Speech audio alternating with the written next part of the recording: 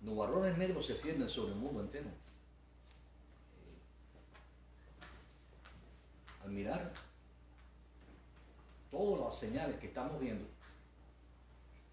pues no tenemos nada más que ponernos a meditar exactamente en la palabra de Dios. Los servicios meteorológicos que hoy tenemos nos avisan cuando viene un huracán. Por ejemplo, ahora sabemos que en el año 2005 un huracán llamado Katrina entró y pasó por el área de Miami y luego entonces golpeó a Luisiana. Luisiana es un estado que tiene muchos diques, y lo cierto fue que aquel huracán tan poderoso hizo que aquellos diques se rompieran y casi la ciudad fue inundada debajo del agua. Eso nos advierte y nos dice qué sucede cuando nosotros no preparamos. El desastre de Luisiana puso en tela de juicio la ingeniería civil norteamericana, pero lo cierto es que muchas personas murieron porque estaban confiadas en sus diques y que podrían contener el agua. Y eso es exactamente lo que estamos viendo.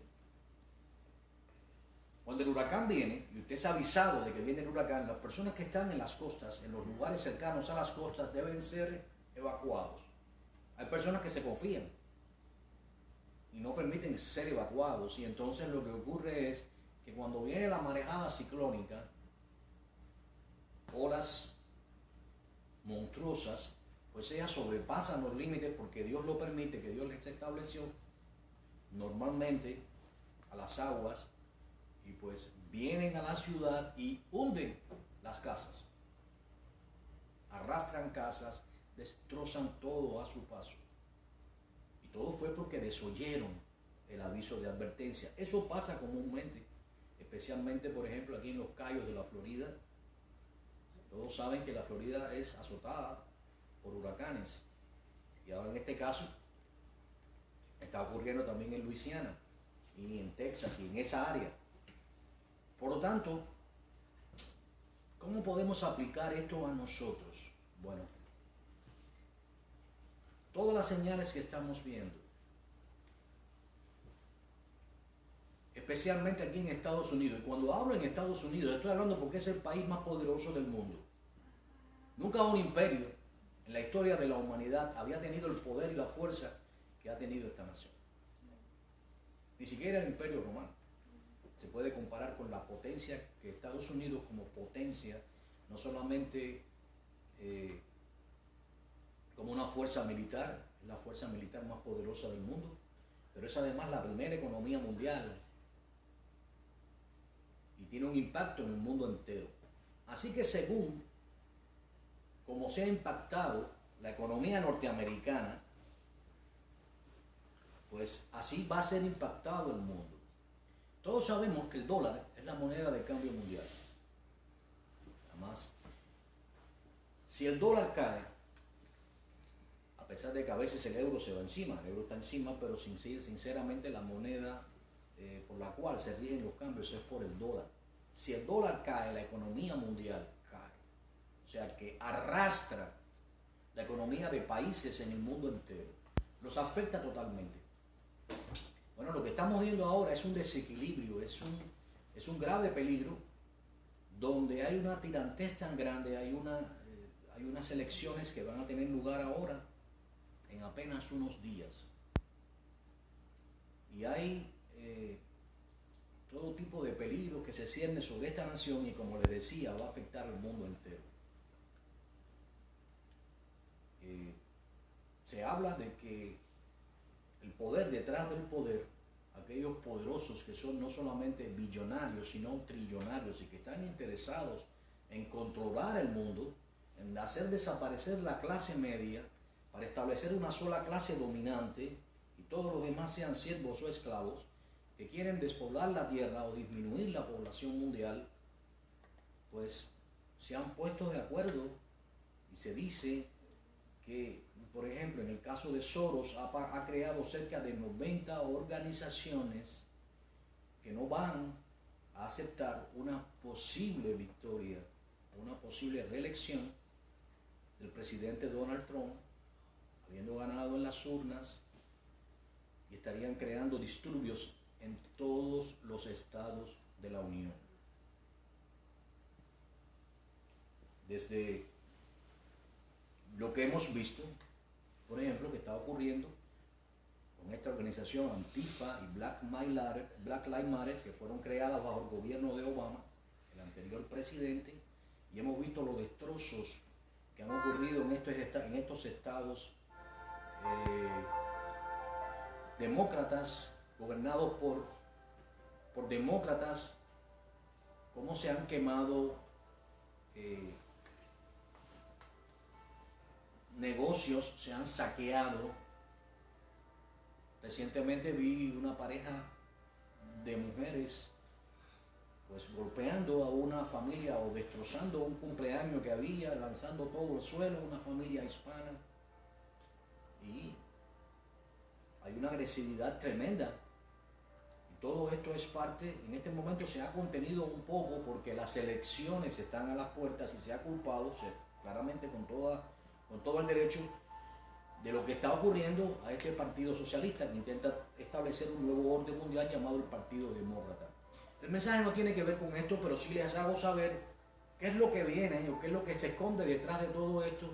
Es el afán de traer un nuevo orden mundial, es el afán de dar lugar a que esta nación sea destruida con el propósito de establecer 10 superpotencias que regirán el mundo entero y traer un gobernante mundial.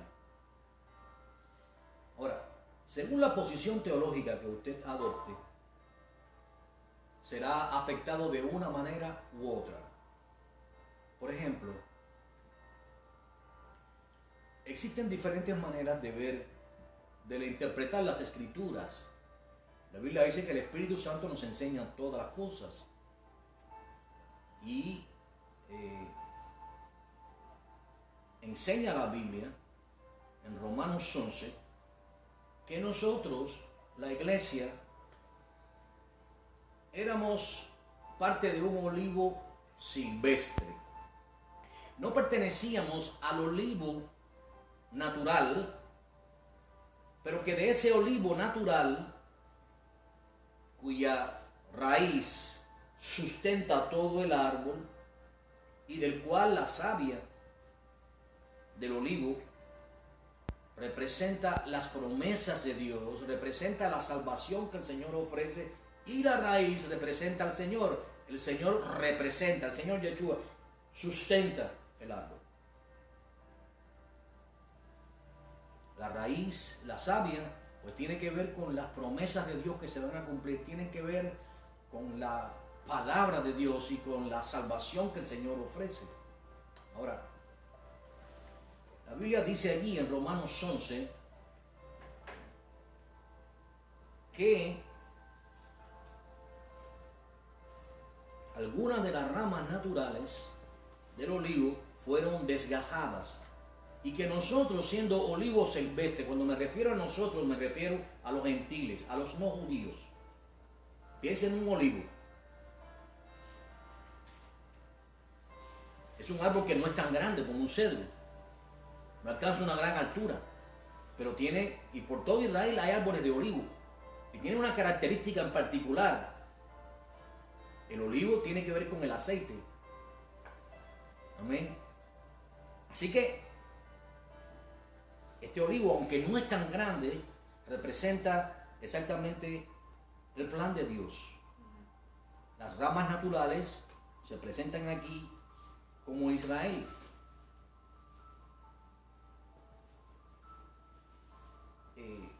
Y dice aquí, vamos a leer aquí, en el capítulo 11, verso 11 de la carta de Pablo a los romanos.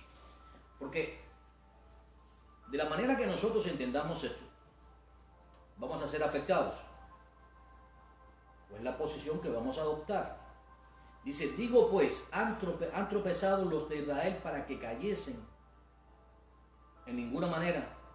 Pero por su transgresión vino la salvación a los gentiles, las ramas silvestres que ahora son injertadas en el olivo, por la fe, para provocarles a celos. ¿A quién? A los gentiles, a los judíos. Y si su transgresión, la de los judíos, es la riqueza del mundo, y su defección, la riqueza de los gentiles, cuánto más su plena restauración. Porque a vosotros hablo, gentiles, por cuanto yo soy apóstol a los gentiles, honro mi ministerio. Pero si en alguna manera pueda provocar a celos a los de mi sangre y hacer salvo a alguno de ellos. Porque si su exclusión, quiere decir, si ellos estuvieran excluidos momentáneamente, es la reconciliación del mundo, ¿qué será su admisión sino vida de entre los muertos? Si las primicias son santas, también lo es la masa restante. Y si la raíz es santa, también lo son las ramas. Pues si algunas de las ramas fueron desgajadas, esto se refiere a Israel, y tú siendo olivo silvestre, has sido injertado en lugar de ellas, quiere decir, las ramas silvestres que no pertenecían por naturaleza al olivo, han sido injertadas y ha sido hecho participantes de la raíz, que es Cristo, y de la rica savia del olivo, que es su palabra y que es la salvación. No te jactes contra las ramas. Y si te jactas, debes saber que tú no sustentas a la raíz, sino la raíz te sustenta a ti.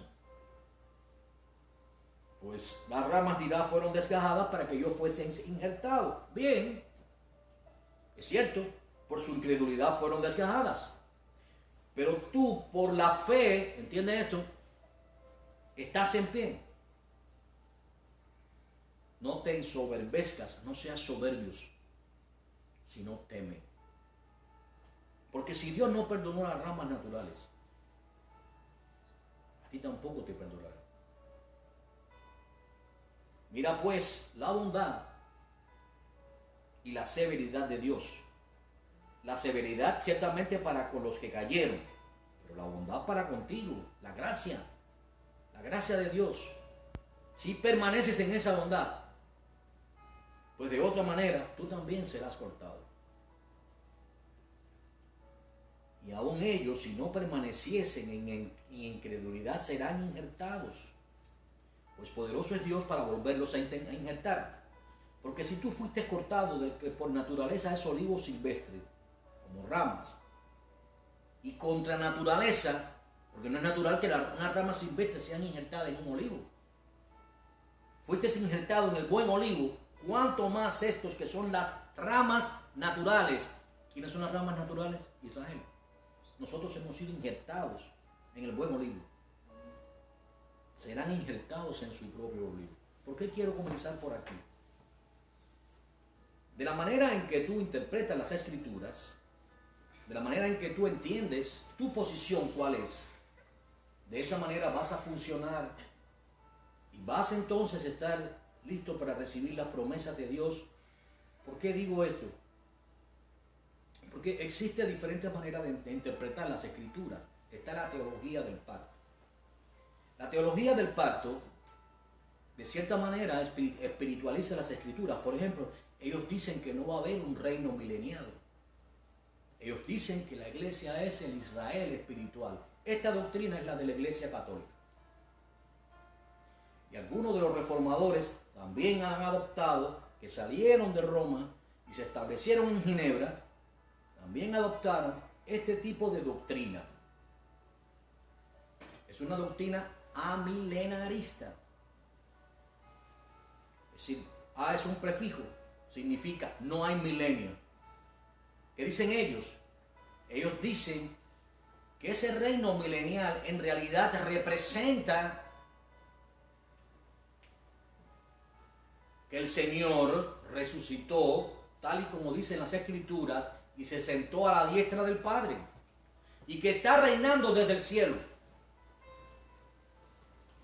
Lo cual es cierto.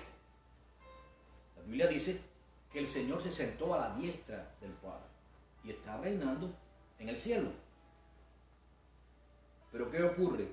Como ellos se adjudican el ser el Israel espiritual, y es por eso tanto antisemitismo que ha habido desde los días de Roma Católica, cuando los judíos eran quemados vivos en la Inquisición, sus libros echados en el fuego, perseguidos.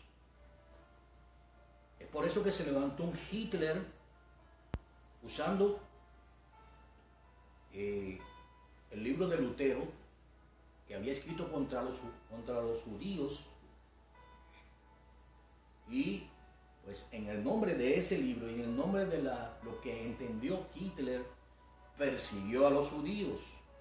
El libro se llamaba Contra los judíos y sus mentiras. Si usted quiere después puede inquirir sobre este libro que escribió Lutero. Lutero intentó evangelizar a los judíos, pero como no pudo, él no entendió que ellos han sido endurecidos hasta que el último de los gentiles entre en la salvación del Señor.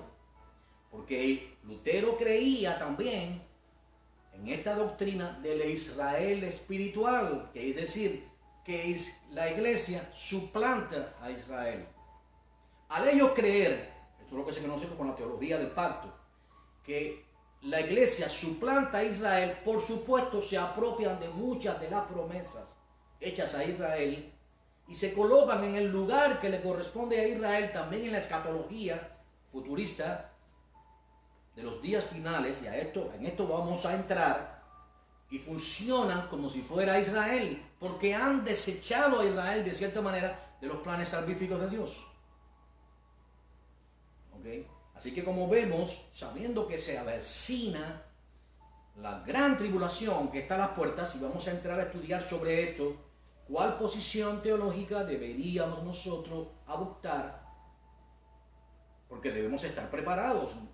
Si alguien le preguntara a usted cuán cerca estamos de que la gran tribulación tome lugar, y quiero decir quiero explicar antes de entrar en este tema, lo que es la tribulación. En primer lugar, en el libro de Daniel, en el capítulo 9, a partir del verso 24, se le habla a Daniel de lo que va a ocurrir con su pueblo, Israel.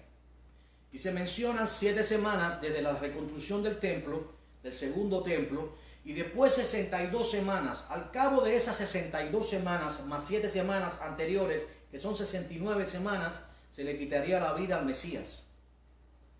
Y sabemos entonces que estamos en el momento en que el Señor es muerto según la carne, pero vivificado en el Espíritu. Luego el Señor asciende, así que ya hemos llegado a Hechos 1. El Señor asciende y comienza la era de la iglesia. Como ellos no creen que Israel es un pueblo, aún es el pueblo de Dios, y que Dios no ha desechado a Israel, como lo dice claramente aquí, ha desechado Dios a Israel en ninguna manera. Pero al creer estas personas que ellos se han convertido ahora en el Israel espiritual, es por eso que niegan y funcionan como si ellos, en primer lugar, van a estar presentes en la gran tribulación. En segundo lugar, niegan el reino milenial. ¿Por qué? Porque aunque está reinando el Señor desde el cielo, es cierto, pero sin embargo hay una promesa que cumplirle a Israel. ¿Cuál es la promesa que hay que cumplirle a Israel? Vamos a leer ahí en Lucas 1, por favor, creo que es 32. Esto es una promesa hecha a Israel como nación que debe ser cumplida. Lucas 1, 32. Vamos a mirar aquí a ver.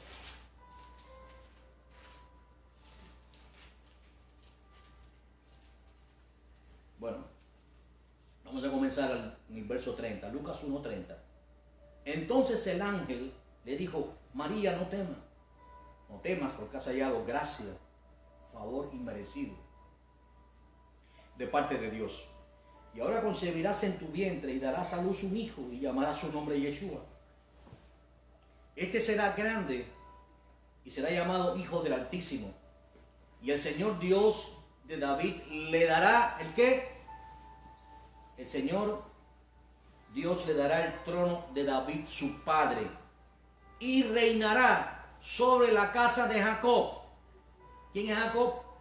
Israel, para siempre, y su reino no tendrá fin. Es la promesa davídica. Recuerden eso. El primer rey de Israel, Dios cortó su descendencia. Samuel le dijo a Saúl, desciende y destruye a los amalecitas, porque ellos atacaron por la espalda a Moisés cobardemente y muchos murieron, y desházlos a todos. Y Saúl fue y no hizo la voluntad de Dios, y más bien trajo las ovejas y escogió la parte que le convino y perdonó al rey malvado. Samuel le dijo, tus descendientes pudieron haber reinado por siempre, pero por cuanto has desobedecido a Dios, Dios te ha desechado a ti.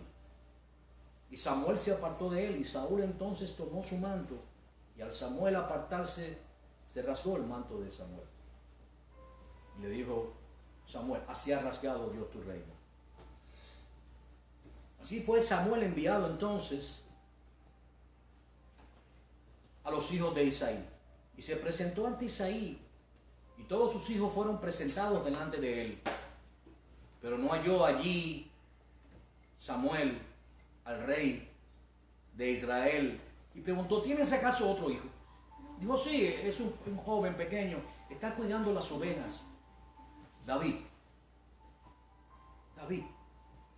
Y David cuidaba las ovejas y las defendía del lobo. Y allí fue Samuel y lo ungió para que fuese el rey de todo Israel. De esta descendencia, de la descendencia de David, nació el Mesías en Belén de Judá. A este niño los judíos esperan ciertamente esto. En primer lugar, esperan una paz permanente y esperan un reinado, porque la Biblia lo dice. Entonces, aunque sí el Señor está reinando desde el cielo, no obstante a eso, la promesa hecha a Israel de que el Señor va a reinar sobre los descendientes de Israel debe cumplirse.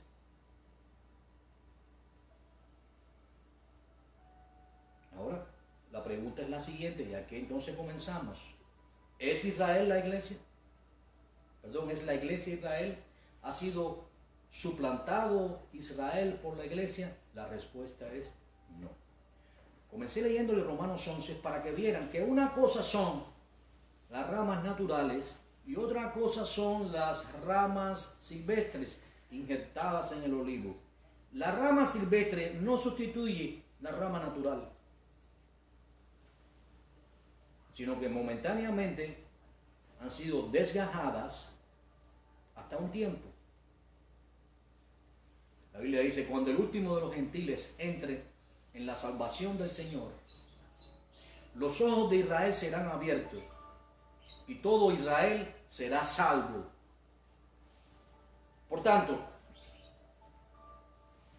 ¿qué creemos entonces? Nosotros creemos en una teología dispensacional. Creemos de manera diferente. Creemos que la iglesia no suplanta a Israel, pero tampoco la excluye. Que Israel es un pueblo, es el pueblo con ciudadanía terrenal. Nosotros tenemos ciudadanía celestial, que es la iglesia. Bueno, la iglesia es exactamente, está compuesta por judíos, por griegos, de toda lengua y nación, que han creído al Señor por la fe. Esa es la iglesia.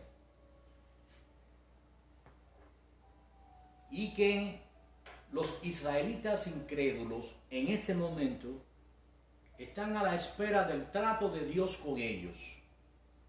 El trato de Dios con ellos ocurrirá durante la gran tribulación. Pues decía que era la gran tribulación. Después que habíamos hablado de las 69 semanas que está en Daniel 9:24 hasta el 26, que se quitaría la vida al Mesías, hay una semana que no viene a continuación de las otras 69. Se llama la semana 70 de Daniel. Esa semana comienza con la firma de un tratado de paz y no está determinada por un tiempo, sino por señales. Todo esto tiene que ver con Israel. Daniel era un judío, profeta judío, y estaba allí en Babilonia. Y le fue dada esta visión. Así que en la semana 70 la vamos a poder identificar por la firma de un pacto de paz. Dice allí, el príncipe de un pueblo que ha de venir destruirá la ciudad y el santuario. Ese príncipe que vino en el año 70 fue Tito, un general romano, y no dejó piedra sobre piedra. Sin embargo, ese pueblo que ha de venir fue el pueblo romano y no dejó piedra sobre piedra. El príncipe que ha de venir, perdónenme la confusión, es exactamente el gobernante mundial, el cual va a establecer un pacto entre Israel y las naciones. Por eso la Biblia dice en 1 Tesalonicenses, en el capítulo 5 y en el verso 3, que cuando digan paz y seguridad, entonces les vendrá destrucción repentina. Por tanto, la semana 70 simboliza 7 años que tienen que ocurrir. Y esto está relacionado directamente con Israel, como decía. Y esta firma o tratado de paz o garantizará la paz mundial, la paz de Israel, por 42 meses. Recuerden, ellos esperan un Mesías que va a establecer la paz mundial. El anticristo, el gobernante mundial, va a lograr establecer la paz, pero es una paz engañosa que va a tener un término de 42 meses, 1260 días. Sin embargo, allí dice que a mitad de la semana, el anticristo va a romper el pacto. Y obviamente, pues al romper el pacto, comienza la persecución. Y leo así textualmente, dice allí, a la mitad de la semana, Daniel 9:27, hará cesar el sacrificio y la ofrenda. Recuerden esto, el sacrificio y la ofrenda, Israel no la ofrece hoy porque no hay un templo físico. Porque el segundo templo también fue destruido, como les decía, por el general romano Tito. Ya el primero había sido destruido por Nabucodonosor, rey de Babilonia. Pero si aquí se habla de que va a haber un sacrificio futuro y una ofrenda, es porque sin dudas el tercer templo judío es una realidad que va a ser reconstruido pronto. Y lo encuentra allí en Apocalipsis capítulo 11. Ahí se describe exactamente otra vez el templo reconstruido. Dice que a la mitad de la semana hará cesar el sacrificio y la ofrenda. Después, con la muchedumbre de las abominaciones, vendrá el desolador hasta que venga la consumación y lo que está determinado se derrame sobre el desolador. El Señor dijo, porque habrá gran tribulación, la cual no ha habido desde antes, desde el principio del mundo, ni la habrá. Y si aquellos días no fuesen acortados, ninguno sobreviviría. Mas por causa de los escogidos, aquellos días serán acortados. Él le dijo a Israel ahí en el sermón, ahí en Mateo 24, en el monte de los olivos, que cuando vieran la abominación desoladora de que habló el profeta Daniel, entonces el que estuviera en los montes huyera. ¿Qué va a ocurrir? Y habla de Judea. Recuerden que les he enseñado que Antíoco Epifanes, uno de los descendientes de los generales de Alejandro el Magno, aquel que conquistó al mundo entero rápidamente, el imperio griego macedonio, pues entró en la tierra santa y sacrificó un cerdo sobre el altar y erigió una estatua del dios pagano Zeus. La abominación desoladora de que se refiere el Señor es a que el anticristo se va a sentar en el trono de Dios en el templo, diciendo ser Dios. Esto es lo que va a ocurrir. Entonces algunos de los sabios del pueblo van a instruir al pueblo y muchos de los judíos van a escapar. ¿Qué va a ocurrir? Zacarías 13 nos muestra que las 2/3 partes de la nación de Israel van a ser destruidas.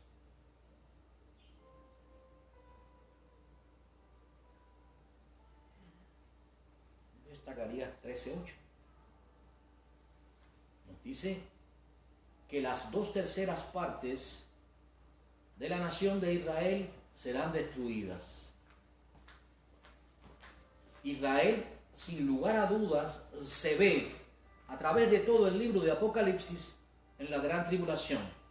¿Por qué estoy hablando de todo esto? Muy sencillo. Yo les decía que Israel es una cosa y la iglesia es otra. En la manera en que nosotros nos percibamos, porque también está la otra doctrina. Hay algunas personas que están enseñando, y específicamente hay mucho de esto en las redes sociales, de que es necesario regresar a las raíces hebreas. Así que vemos personas que están siendo invitadas a participar de las fiestas que se enseñan allí, que eran parte de las celebraciones judías, allí en Levíticos 23. Específicamente ahora, la fiesta de los tabernáculos, por ejemplo, he leído sobre eso. ¿Qué ocurre? Están también llamando a guardar el día de reposo. ¿Por qué? Porque hay algunos que dicen, si no guardas esas fiestas, si no guardas el día de reposo, no entrarás a la tierra prometida. Es como hacer regresar a la iglesia a las raíces judaicas. Yo creo que Israel es un pueblo y es el pueblo de Dios. En el Génesis 12, Dios le dio la promesa a Abraham. Y le dijo, voy a leerlo para que podamos entender. En Génesis 12, a partir del verso 1, él le había dicho a Abraham, vete de tu tierra y de tu parentela y de la casa de tu padre a la tierra que te mostraré. Y Abraham obedeció. Y haré de ti una nación grande y te bendeciré y engrandeceré tu nombre y serás bendición. Bendeciré a los que te bendijeren y a los que te maldijeren maldeciré y serán benditas en ti todas las familias de la tierra. Es decir, los israelitas son los descendientes físicos de Abraham. En Gálatas capítulo 3, del 6 al 8, dice, así creyó Abraham y le fue contado por justicia. Amén. Abraham creyó y le fue contado por justicia. Asimismo, los que son de la fe, estos son hijos de Abraham. La Escritura, previendo de antemano que Dios había de justificar por la fe a los gentiles, dio anticipadamente a Abraham la buena nueva diciendo, en ti serán benditas todas las naciones de la tierra. Gálatas capítulo 3, versos del 6 al 8. Ahí ven las ramas silvestres injertadas en el olivo a través de la fe. Pero esas ramas no suplantan a las ramas naturales, sino son injertadas en el buen olivo.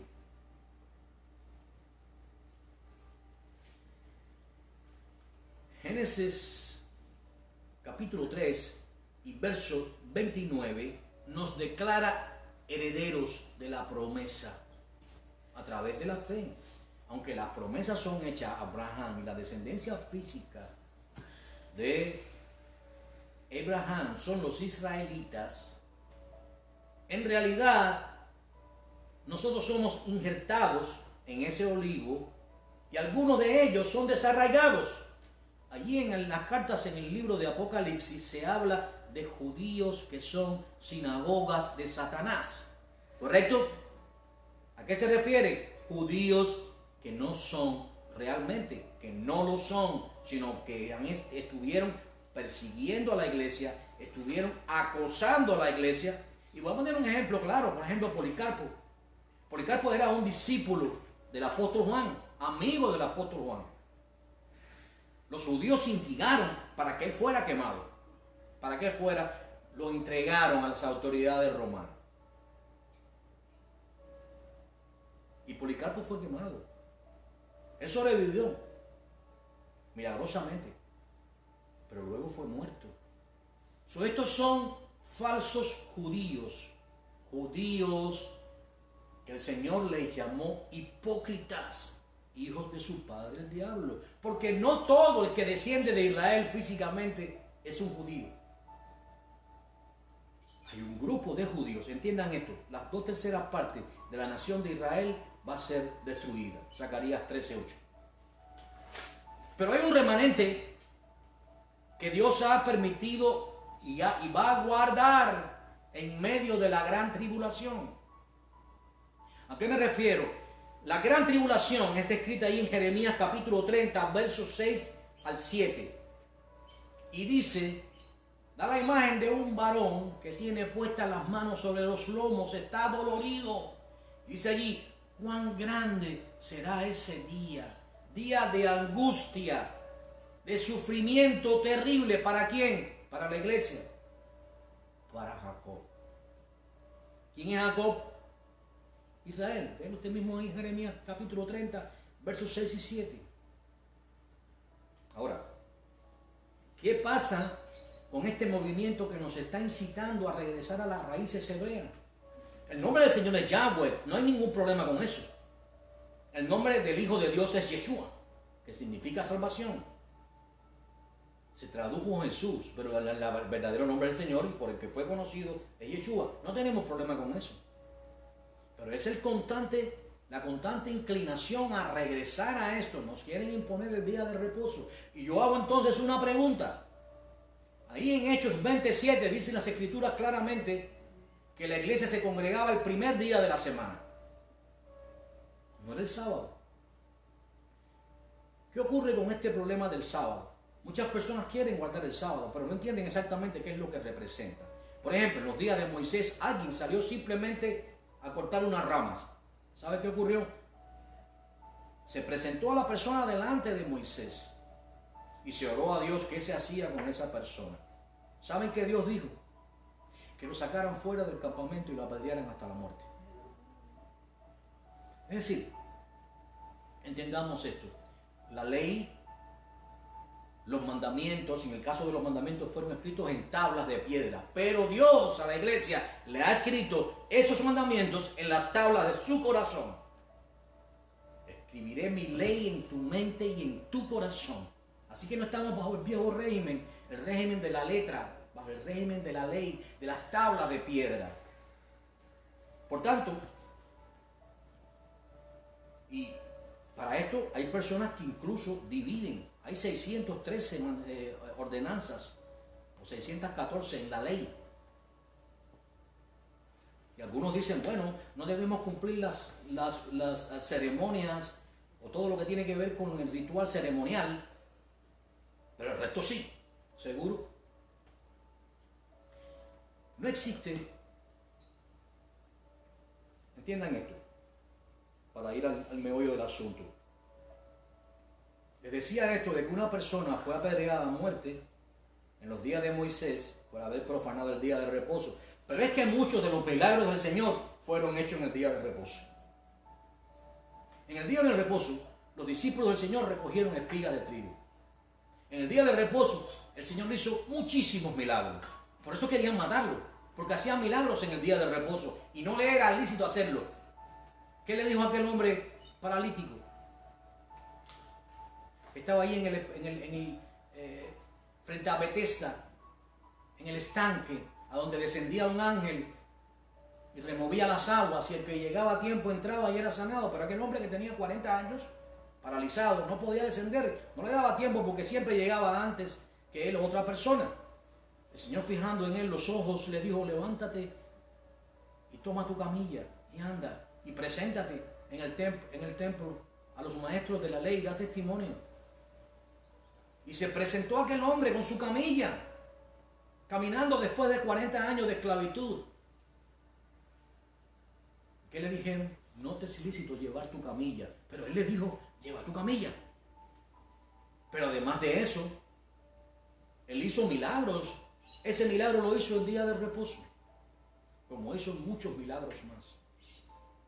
Por eso querían matarlo, pero no entendían que él estaba allí, el Señor del día de reposo.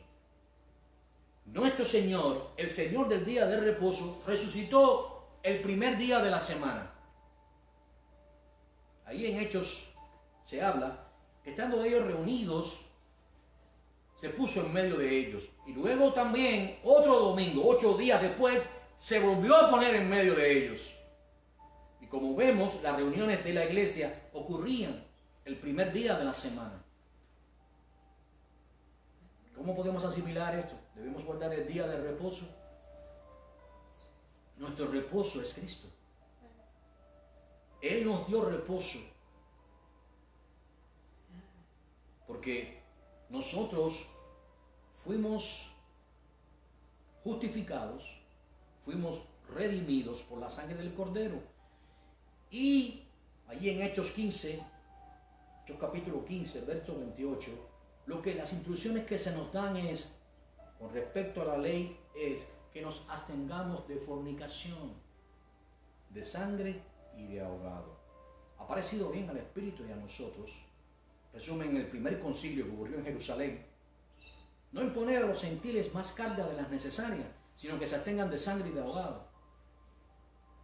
No hay ninguna instrucción en el nuevo pacto de que los creyentes deban guardar el Shabbat. El apóstol Pablo escribe cada primer día de la semana, 1 Corintios 16, verso 1, pongan aparte algo, según hayan prosperado, para que cuando yo pase no se vuelvan a recoger ofrendas. Así que estamos hablando, nuestro Señor resucitó el primer día de la semana. Se presentó a los discípulos el primer día de la semana, estando ellos reunidos, las puertas cerradas. Por una segunda vez, allí en Hechos 20, volvió a presentárseles, estando las puertas cerradas. Por lo tanto, nosotros no tenemos que guardar el día de reposo. Nuestro reposo es el Señor, y el día de reposo fue dado a Israel. He ahí el peligro. Al regresar a las raíces hebreas, somos invitados a guardar el día de reposo, que comienza el viernes a las 6 de la tarde y termina el sábado a las 6 de la tarde. Pero luego entonces la cosa no termina allí. Si nos acercamos, vamos a ver un grupo de personas con kipá, con talit, y participando de danzas davídicas, como David danzó. No hay ningún problema en danzar como David danzó. El problema es que es una práctica y es algo que va a ocurrir allí. Nos van a invitar a participar de las fiestas levíticas, que son o fueron destinadas para Israel. ¿Por qué? Porque así como la teología del pacto piensa que la iglesia sustituye a Israel y la reemplaza, una doctrina totalmente antisemita que fue establecida por Roma y heredada por los reformadores, con todo el respeto, no quiero ofender a nadie, pero es una realidad. De esta misma manera, este movimiento que se llama Raíces Hebreas, y que hace una mezcolanza de palabras hebreas que a veces no se entienden, pues nos está invitando a todas sus celebraciones. Y esto estaba ocurriendo al principio, y es por eso Hechos 15, 28, porque algunos de los judíos decían, ¿saben qué? Estos gentiles deben circuncidarse. Y hubo una gran controversia por eso. Vean allí Hechos 15. Pero ¿qué pasa? El Espíritu Santo regía sobre la iglesia. Y entonces por eso es que dice, ha parecido bien, no solamente a nosotros, sino en primer lugar a quién, al Espíritu Santo, no imponer a los gentiles más carga de las necesarias. Así que intento de ir a la iglesia, de llevar a la iglesia a las raíces hebreas, hubo desde el principio.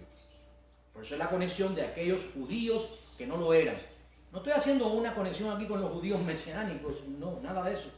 Estoy diciendo que hay falsos judíos que intentan hacer regresar a la iglesia y que son judíos gentiles en primer lugar. Quiero que sepan. Porque los judíos ortodoxos ni siquiera hacen proselitismo. Usted va a una sinagoga ortodoxa judía y no te reciben así sencillamente. No tienen las puertas abiertas para que entre cualquier persona. De ninguna manera. Usted tiene que pagar mucho dinero y tiene que entonces probar que tiene apellidos judíos y que tiene descendencia judía para poder entrar en una sinagoga judía ortodoxa.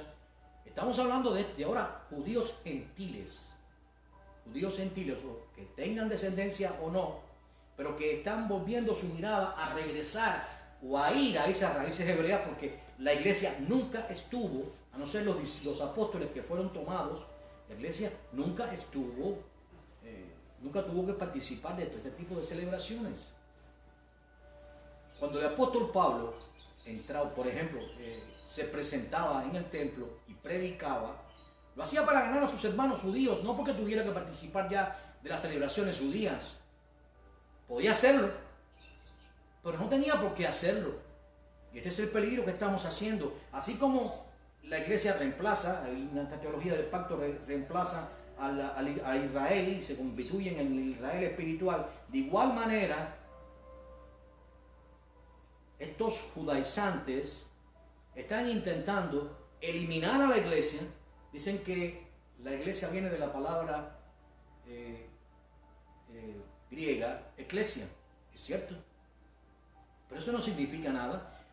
Ni creemos que Israel es reemplazado por la iglesia, ni creemos que Israel es uno solo y que la iglesia simplemente se convierte en Israel y que son todos, a partir de ahí entonces es el Israel espiritual. De igual manera, nosotros creemos que el pueblo, la nación de Israel es un pueblo terrenal que ha sido endurecido por un tiempo y que ese periodo de tiempo está determinado entre la semana 69 y la semana 70 de Daniel, en que comienza el trato con la nación de Israel. Por ahora Dios está tratando con la iglesia hasta que el último de los gentiles siente la salvación del Señor.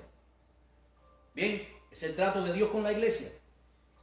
Por cuanto la gran tribulación es una gran prueba que viene sobre el mundo entero, donde millones y millones de personas van a morir.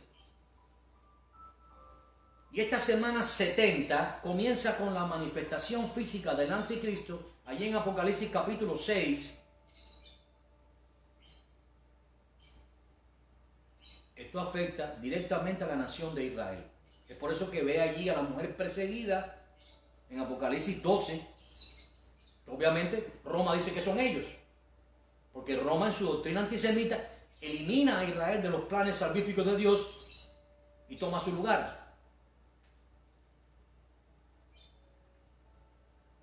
En realidad es Israel. La mujer que tiene la corona de 12 estrellas representa las 12 tribus de Israel y el sueño que tuvo José ahí en Génesis capítulo 37, donde veía que todos sus hermanos se inclinaban ante ellos, las espigas de sus hermanos se inclinaban ante ellos. El sol representaba a Jacob y la luna a Raquel. Luego puede abrir con calma en Génesis 37. Así que es Israel perseguido en medio de la gran tribulación y Dios guardando a su pueblo.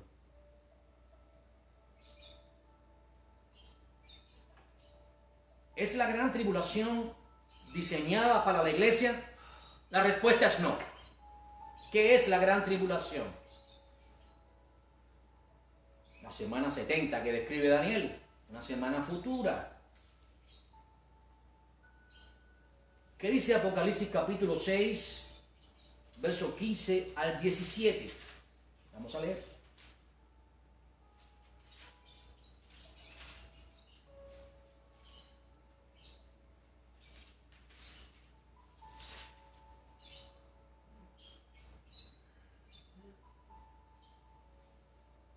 Dice, y los reyes de la tierra, y los grandes, los ricos, los capitanes, los poderosos, y todo siervo y todo libre, se escondieron en las cuevas y entre las peñas de los montes. Y decían a los montes y a las peñas, caed sobre nosotros. Esta es la apertura del sexto sello, cuando hay un gran terremoto, cuando el sol se pone negro como tela de silicio y la luna se vuelve toda como de sangre. Esto es lo que escribió el profeta Joel en el capítulo 2 y en el verso 31. El sol se convertirá en tinieblas y la luna en sangre antes que venga el día grande y terrible del Señor. Así que el día grande y terrible del Señor contempla la gran tribulación. Y dice aquí, y decían a los montes y a las peñas, en el verso 16, caed sobre nosotros y escondernos del rostro de aquel que está sentado sobre el trono y de la ira del Cordero. Porque el gran día de su ira ha llegado, y ¿quién podrá sostenerse en pie? Es decir, la gran tribulación es el trato de Dios con la nación de Israel, pero contempla su gran ira. La ira sobre los moradores de la tierra, aquellos que han despreciado su palabra, aquellos que han despreciado el sacrificio del Hijo de Dios, hecha en la cruz por amor a nosotros.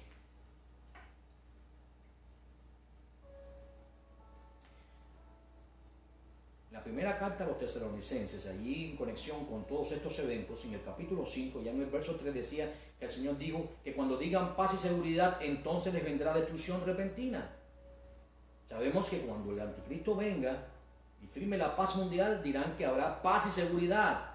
Ya en Naciones Unidas se dice paz y seguridad. Pero ahí en el verso 9 dice que la iglesia no ha sido puesta para ira, sino para alcanzar salvación por medio de nuestro Señor.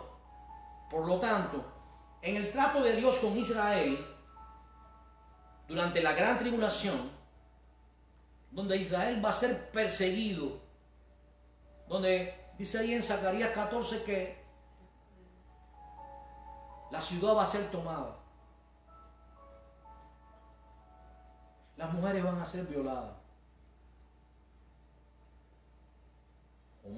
Entonces, es lo que ocurre con Israel. No es el trato de Dios con la iglesia. Ahora, si usted adopta la posición de la teología del pacto, esa teología lo coloca a usted en la gran tribulación hasta el final. Y luego, cuando concluya la gran tribulación, que la gran tribulación mira al regreso del Señor, porque es el regreso del Señor el que pone fin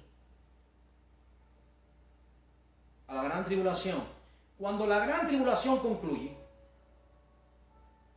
cuando los israelitas miran al cielo y ven descender del cielo aquel al cual traspasaron, Zacarías 12, en el verso 10, mirarán a mí, a quien traspasaron, y harán gran lloro y gran lamentación, todas las tribus de Israel por sí. Israel va a creer, los israelitas van a abrir los ojos, aunque muchos ya están entre nosotros. Los judíos que han creído son iglesia, son el pueblo de Dios, con ciudadanía celestial, sentados junto a Él en lugares celestiales. Y han sido, ahora ellos son hijos de Dios a través de la fe. Pero Israel va a creer, el grupo que Dios tiene guardado, que preconoció desde antes de la fundación del mundo, va a creer cuando vea al Señor descender de los cielos en su parucía o segunda venida. Si usted considera que tiene que regresar a las raíces judías, allí le van a enseñar que va a enfrentar la angustia de Jacob, si son judíos mesiánicos, porque viene y Dios te va a guardar en medio de la prueba. O si crees o eres enseñado en la teología del pacto, como ha sido eliminado Israel y ahora tú eres el Israel espiritual, se van a espiritualizar todas las cosas que ocurren con Israel y se van a aplicar a la iglesia. Y se va a negar el reino milenial. ¿Qué ocurre inmediatamente que el Señor destruye a las fuerzas del mal? En el momento en que el anticristo y el falso profeta, que que hacía señales delante del anticristo, es echado al lago de fuego. Viene el juicio de las naciones, son separados las ovejas van al reino, hay una cama, es tomado, es trasladado al reino milenial y el otro es dejado. Ese que es dejado fue juzgado en el tribunal del Señor, ahí en Mateo 25, y desciende al infierno.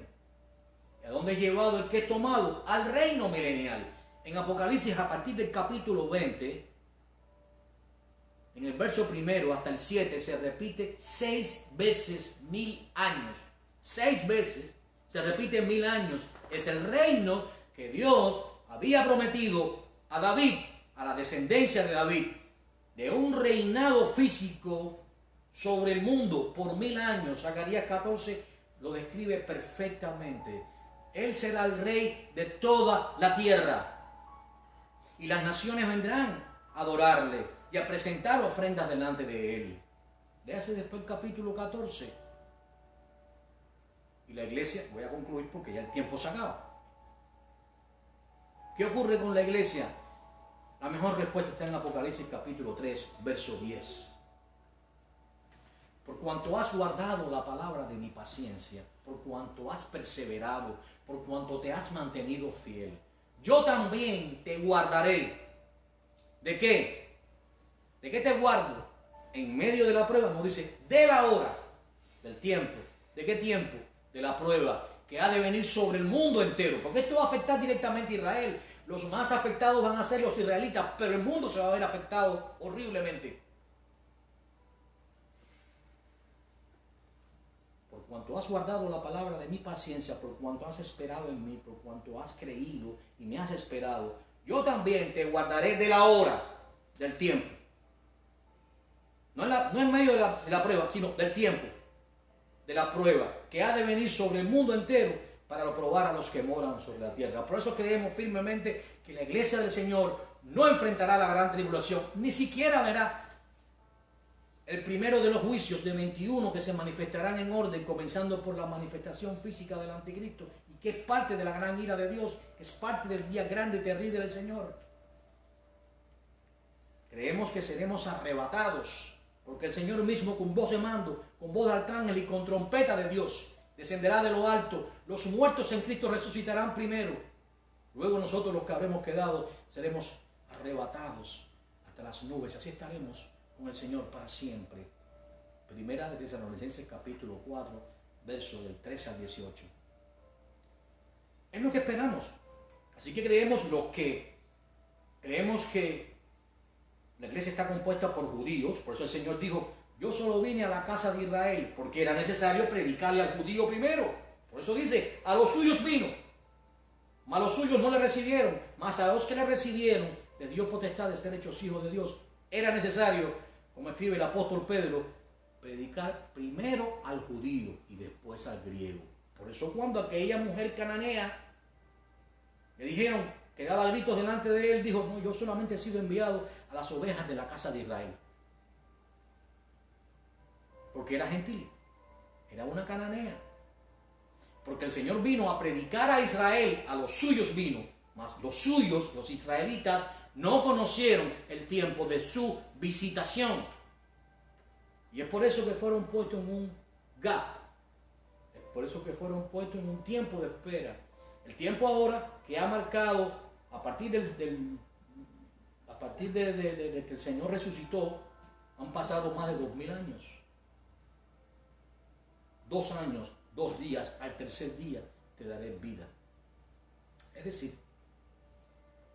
2000 años y luego pues ocurrirá la gran tribulación y por último el reino milenial de 1000 años. Creemos, para concluir, que la iglesia no estará presente en la gran tribulación. Si usted lee a partir del capítulo 6 hasta el verso 18, la iglesia no está presente. No la encuentra una sola vez. Se menciona solamente a Israel. Se menciona a los moradores del mundo. Se menciona cómo Dios permite Dios envía a 2 testigos a predicar a los judíos.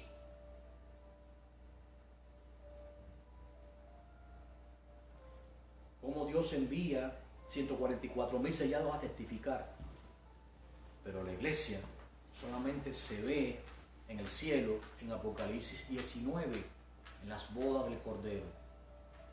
Y por último, allí mismo en Apocalipsis 19, regresando con el Señor, que Zacarías 14 describe como el regreso del Señor con sus santos. Por tanto, hoy hemos enseñado lo que creemos, que Israel no es suplantado por la iglesia, que las promesas hechas de Israel Dios las va a cumplir. Por lo tanto va a haber un reino milenial en el cual el Señor, que es descendencia de David, reinará sobre toda la tierra. Zacarías 14:9. Enseñamos que los judíos van a enfrentar la gran tribulación porque es parte del trato de Dios con Israel. Jeremías capítulo 30, versos 6 y 7. Pero también enseñamos que la iglesia no suplanta a Israel y que no se pueden espiritualizar las escrituras, porque detrás de todo esto se esconde el antisemitismo y el afán de excluir a Israel de los planes salvíficos de Dios, entendiendo esto que Israel son las ramas naturales y nosotros los gentiles las ramas silvestres. Que las ramas silvestres se injertan en el buen olivo, sustentado por la raíz que es Cristo y por su palabra, que es la savia del olivo, por su promesa. Pero la rama silvestre no arranca la rama de olivo, la rama natural. Por lo tanto, es injertada junto a ella. He aquí la rama silvestre, la iglesia. He aquí la rama de olivo. Al final de los tiempos, cuando Israel crea, entonces ellos también serán llamados hijos de Dios. Pero es exactamente en el momento en que el Señor desciende del cielo. Harán gran lloro y gran lamentación. Por lo tanto, es un error regresar a las raíces hebreas, en primer lugar porque nunca se llamó a la iglesia tal cosa, sino que somos salvos por la gracia y no por las obras. No somos llamados a guardar ningún tipo de celebración judaica, que están ahí en Levítico 23. Usted quiere participar, puede participar, pero usted no está llamado a hacerlo. Allí en Colosenses capítulo 2, verso 9, dice que estas fiestas, estos días de reposo, era sombra de lo que había de venir. Escribe el apóstol Pablo. Nadie os cuestione en cuanto a celebraciones, fiestas o días de reposo, lo cual era sombra de lo que había de venir. Así que si el Espíritu Santo nos hizo libres y solamente nos impuso que nos abstuviéramos de lo que en referencia a la ley de fornicación, de sangre y de ahogado, y que la ley de la gracia está escrita en nuestros corazones, y que los 10 mandamientos se cumplen cuando amamos a Dios sobre todas las cosas, y a nuestro prójimo como a nosotros mismos, entonces ya no tenemos que tener las tablas de la ley ni escritas como los judíos aquí, que se ponen para recordar los mandamientos en sus muñecas. Nosotros tenemos escrita la ley en nuestra mente y en nuestro corazón. Hemos sido salvados no por obras, porque la ley esa, recuerden esto, fue dada por causa de los transgresores. Y el día de reposo, los hombres no fueron hechos por causa del día de reposo, sino que el día de reposo fue hecho por causa del hombre. Por lo tanto, nuestro reposo es Cristo. Nos mantenemos en la libertad de poder adorar al Señor. Lo podemos hacer el primer día de la semana. Y no hay condenación por eso, de ningún tipo, porque en ninguna parte se le dijo a la iglesia, debes guardar el día de reposo. Si alguien sale afuera, apedréenlo hasta la muerte. No, nada de eso. Tenemos la libertad de adorar al Señor el primer día de la semana. Seremos trasladados a las moradas celestiales y no estaremos presentes durante la gran tribulación diseñada, en primer lugar, para el trato de Dios con Israel. Y de esa manera ellos van a creer. Y también porque Dios ha de traer su ira, su gran ira, sobre los moradores de la tierra, sobre los sodomitas, sobre los matricidas, sobre los homicidas, sobre los mentirosos, sobre los borrachos, sobre los ladrones, sobre todos aquellos que desprecian a Dios. Aún les diré que en medio de la gran tribulación es Dios tan misericordioso que algunos creerán.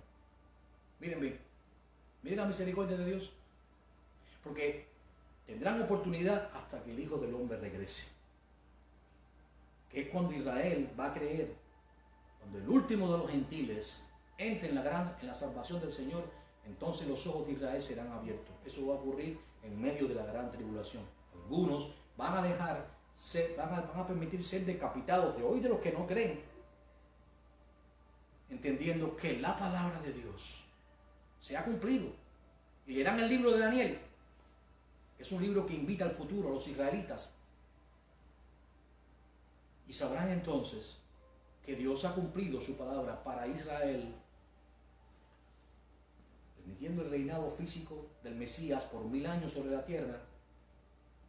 Y también su iglesia regresará con él con cuerpos glorificados y viviremos y reinaremos con él. Seremos como los ángeles, ni nos casaremos, ni nos daremos en matrimonio. Terminamos orando. Padre, gracias te damos, Señor, por tu palabra, porque nos enseña todas las cosas. Ayúdanos a entenderla, Señor. Ayúdanos a comprender, Dios, que tú eres fiel y cumplirás todas tus promesas, Señor. A Israel, tu pueblo, al cual escogiste, al cual llamaste de los lomos de Abraham. Señor, sabemos que a través de la fe hemos sido injertados como las ramas silvestres en el buen olivo, Señor. Y que ellos son las ramas naturales. No pretendemos en ninguna manera suplantar a esas ramas.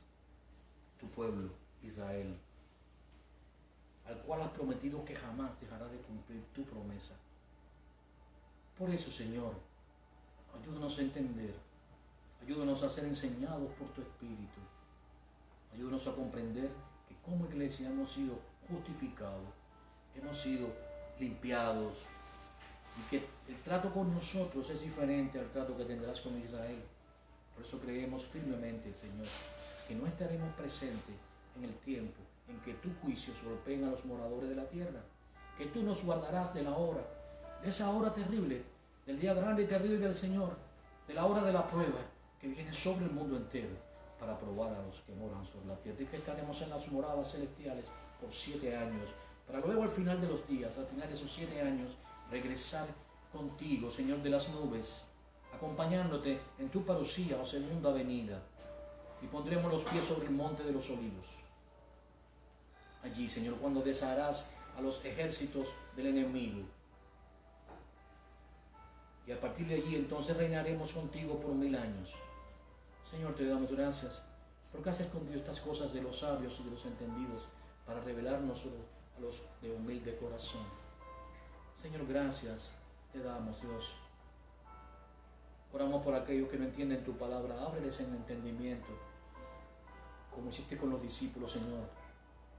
Al final, Padre, permite que todos seamos unos en ti, como tú eres uno con tu Padre. Que no nos llenemos de soberbia, despreciando la nación de Israel, excluyéndola de tus planes salvíficos, suplantándola. Que no permitamos que judaizantes nos guíen a regresar a unas raíces hebreas a las cuales nunca nos llamaste. Señor, permite que podamos permanecer fieles en medio de tanta confusión doctrinal. Que podamos ser siempre, Señor, como tu iglesia que te esperó siempre, Señor. Así te esperamos, Señor, ser arrebatados a los cielos, porque es la bendita esperanza del creyente. Gracias, Dios, te damos. En el nombre de tu Hijo amado Yeshua oramos. Amén y amén. La paz del Señor sea con todos. Dios les bendiga.